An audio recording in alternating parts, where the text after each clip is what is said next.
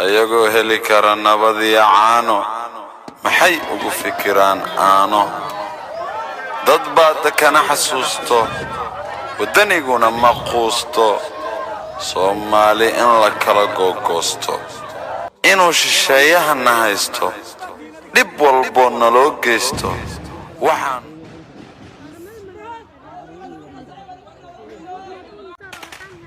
kaysto siyaasadda aad arkayso laguma ogola inaad codayso qaladaadka haddaad caddayso dad baad kana xasuusto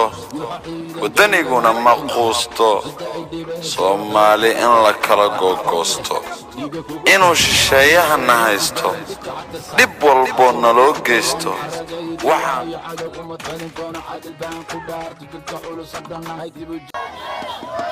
kaysto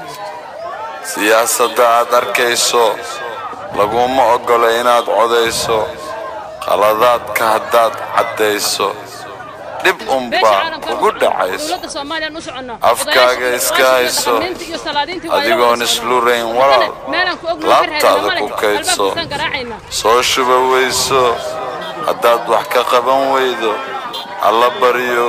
alla baryo gurigaaga ku leyrso ha ka qixin dalkaaga dhibtana ha u bixin nimaan kugu dhiig ahayn habeen qura ha la dhixin cidna nagamay nixin waxba nalamay sixin markaad cagahaaga ku joogsato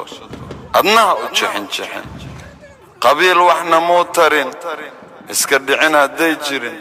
Soomaali sidaan ma rabin anigu waxba maan qarin cidna isku maan dirin qurunaanan igu jirin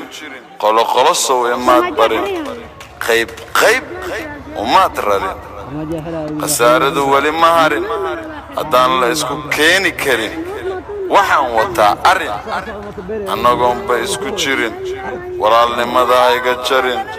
waad ogtahay inaan ku hurin ilaan hiil kalaan jirin dhiiggaaga ha sirin arrin annagoonba isku jirin walaalnimada hayga jarin waad ogtahay inaan ku hurin ilaan hiil kalaan jirin dhiiggaaga ha sirin xubin adiga kaa mid ah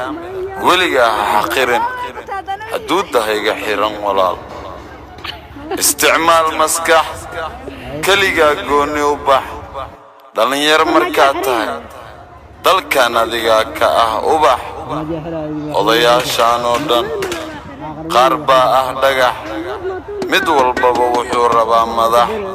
waddankeennay ka dhigeen marax adigoo haddaad tahay shaxshax ogow kuwaa gaajalla ah kax ninna ma ahaado faxfax marun baad noqon qanax xanuunkaa keena